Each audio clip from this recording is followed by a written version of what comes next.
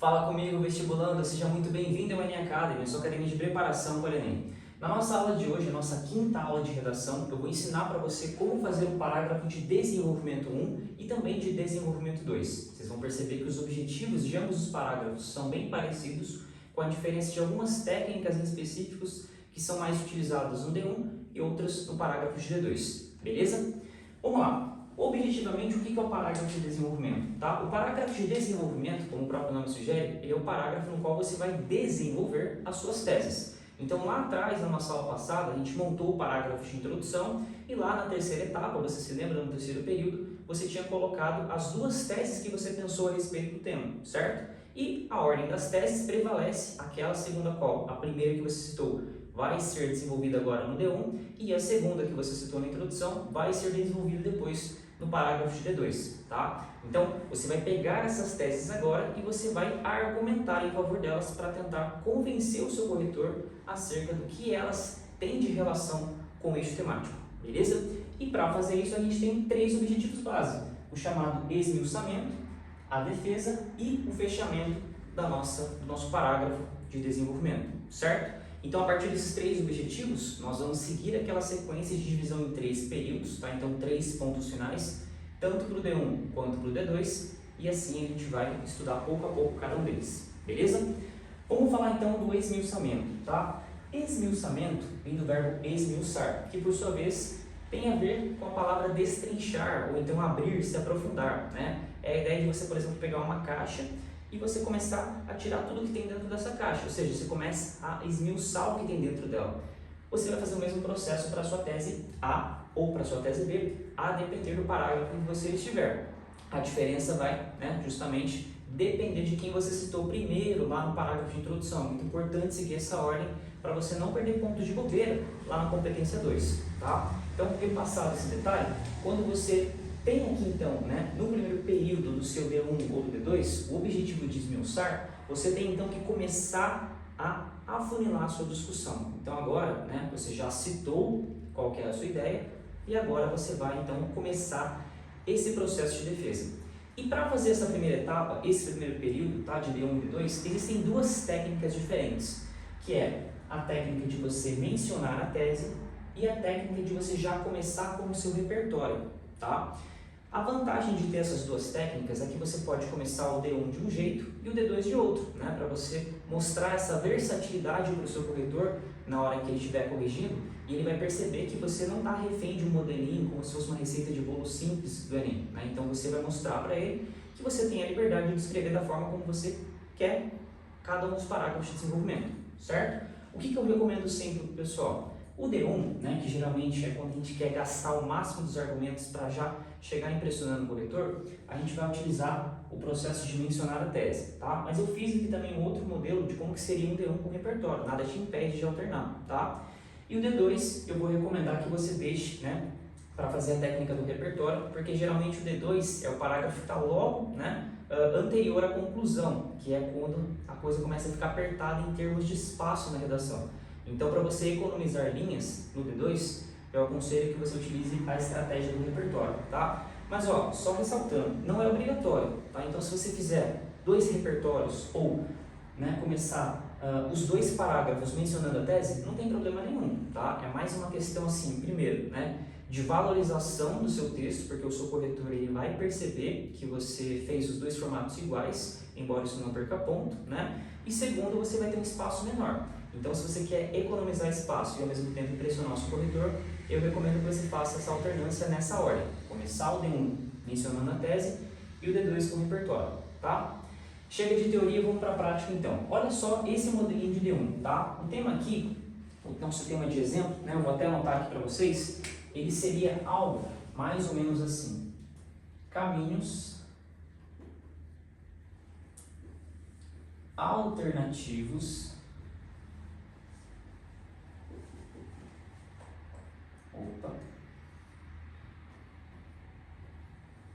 de investimento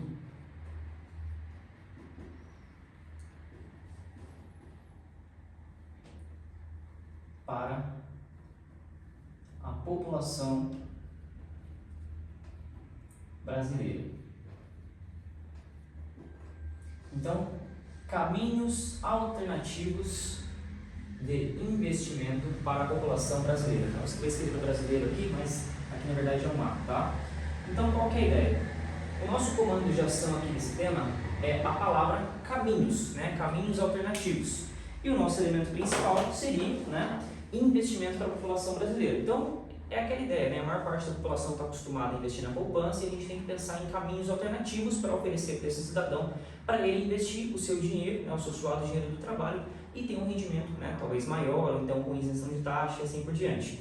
E aí, o que eu pensei de tese, tá? Eu trouxe aqui, por exemplo, as criptomoedas, né, Bitcoin, Ethereum, por exemplo, e o segundo tipo seria fundos imobiliários, tá? São duas teses, né? E aqui eu não estou preocupado, no primeiro momento, em destrinchar para vocês o que me levou a pensar nesse processo. Isso aí, na verdade, né, é um conteúdo para uma outra aula. Então, como que a gente vai fazer esse processo de esmiuçamento? Olha só, no primeiro modelo, eu fiz um mencionamento da tese. Então, como vocês podem ver aqui, ó, a princípio, cabe entender como as criptomoedas atuam como fonte de investimento seguro.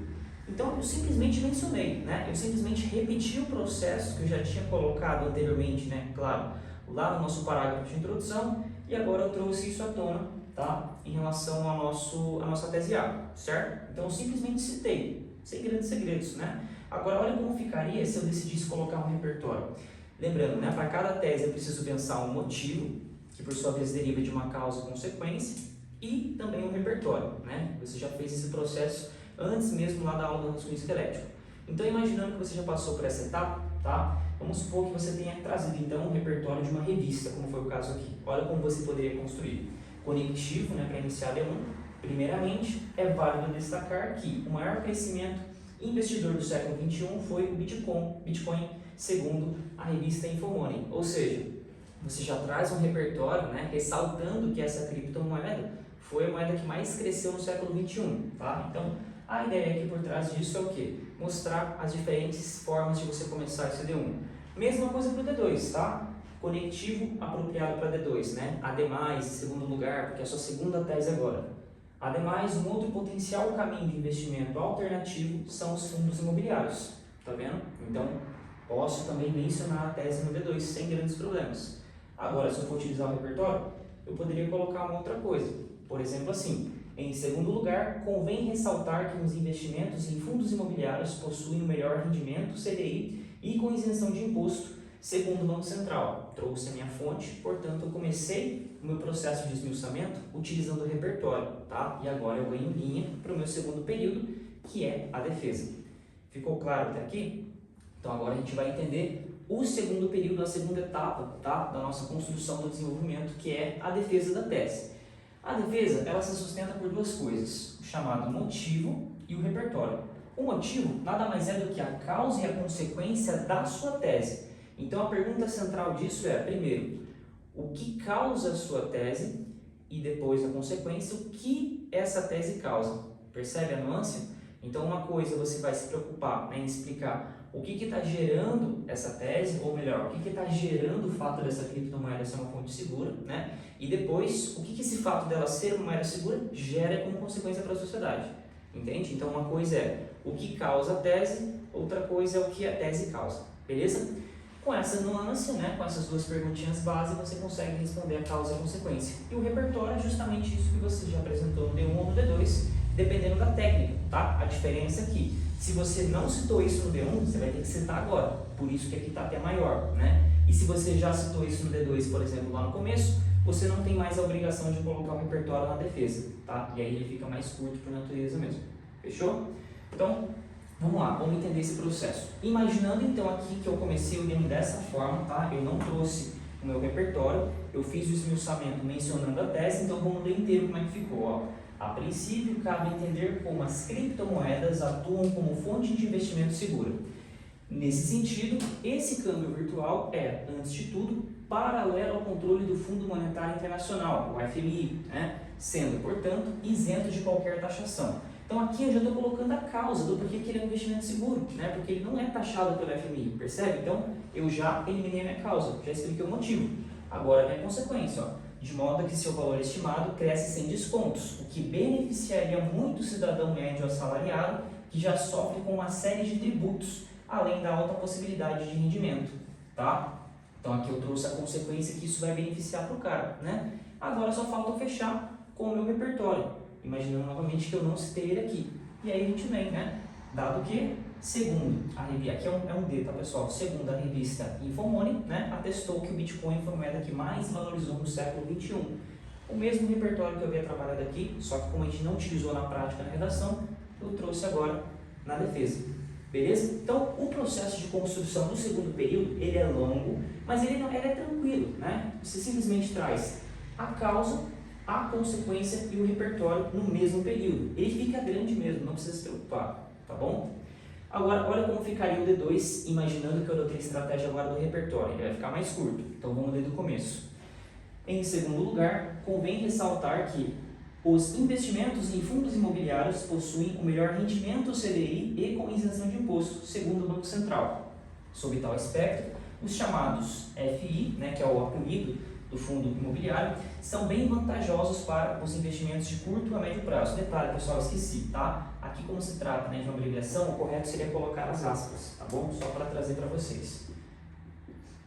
Então, são bem vantajosos para investimentos de curto a médio prazo, sobretudo por ter uma garantia incondicional do Banco Central. Então, aqui eu expliquei a causa do porquê que ele é, né, um investimento de melhor rendimento do CDI, porque ele tem essa garantia, certo? Além também da isenção de imposto, perfeito? E o que isso traz de consequência? Gerando assim retornos garantidos e superiores ao de uma simples poupança para o cidadão médio. Ou seja, eu trabalhei aqui a consequência para a minha sociedade. E aí eu não preciso colocar o repertório mais. Eu coloco o ponto final aqui e acabou. Por quê? Porque eu já coloquei o repertório lá no começo. Perceberam? Então, entenda o seguinte, se você opta por mencionar a tese, tá, no seu parágrafo de desenvolvimento, independente se é D1 ou D2, tá? Se você opta por mencionar, você é obrigado a colocar depois na defesa o repertório, tá? Para não deixar lacuna. Agora, se você já coloca o repertório no começo, lá no início do primeiro período, não importa se é D1 ou D2, aqui você está mais tranquilo e tem a liberdade de não colocar um repertório, beleza? E não vai ter lacuna porque você já citou. Tranquilo? E aqui entra, né, aquela discussão a respeito do espaço, né? Você percebe que o nosso período ficou bem menor porque a gente não precisou trabalhar o repertório. Olha a comparação do D1 com o repertório e do D2 sem repertório, né? Que a gente já ganhou espaço teoricamente aqui, beleza? E para fechar, vamos falar agora a respeito do fechamento, tá? O fechamento é o seguinte, você vai concluir a sua defesa. Então você já esmiuçou, né, a sua tese, você já destrinchou um pouco mais ela, você já defendeu ela a partir da causa, consequência e repertório, e agora você vai simplesmente fazer o fechamento dessa defesa. E para isso você tem duas estratégias, a chamada reflexão sintética e a previsão de perpetuação. O que isso significa? Tá? Reflexão sintética, então você vai refletir de modo a construir uma síntese. O que é uma síntese? Um resumo, né? Um resumo do que fazer, do que foi discutido, né, naquele parágrafo de desenvolvimento. Então você só resume tudo que já foi abordado, a causa, a consequência, o repertório, tá? E a segunda estratégia é quando você vai fazer uma previsão do que pode continuar acontecendo se nada for feito, beleza? Olha só um exemplo de D1 seguindo a reflexão sintética, ó. Com isso, nota-se que o brasileiro que se dedicar a estudar assiduamente o comportamento dessas moedas digitais terá não apenas um retorno financeiro, mas também chances de lucro exorbitante. O que eu fiz aqui? Eu só refleti acerca de tudo que eu defendi, né? Agora olha o D2. Com efeito, é factível concluir que, se o cidadão comum não buscar entender essa modalidade de investimento, né, falando aqui do fundo de investimento imobiliário, então se ele não entender essa modalidade de investimento, ele terá perdido montantes significativos de dinheiro. Olha só, ele terá perdido, olha a previsão aí, tá vendo? Então é uma previsão do que pode acontecer, ou seja, o problema vai se perpetuar. Se o cara não buscar se aprofundar nesse tipo de investimento, ele vai ficar refém da poupança, que embora tenha um certo rendimento, vai ser um rendimento muito menor. Então, no final, né, de 10, 20, 30 anos, ele vai ter perdido muita grana, percebe? Então, essa é a ideia por trás da construção de um parágrafo de desenvolvimento. Ficou claro? Ela vale para o D1 e o D2 e, claro, né, atentem-se apenas a essa possibilidade de você diversificar o tipo, né, de começo do seu primeiro período e também o tipo de fechamento, tendo em vista o parágrafo que você estiver. Beleza? Então é isso, pessoal. Quero agradecer você por ter assistido essa aula. Caso você tenha alguma dúvida, pode me procurar ou no grupo da turma, tá? Ou aqui no Classroom mesmo, ou então no WhatsApp privado. É só mandar lá a pergunta que vai ser um grande prazer ajudá-los, beleza? Então é isso, pessoal. Fiquem todos com Deus. Um grande abraço e até a próxima aula. Valeu!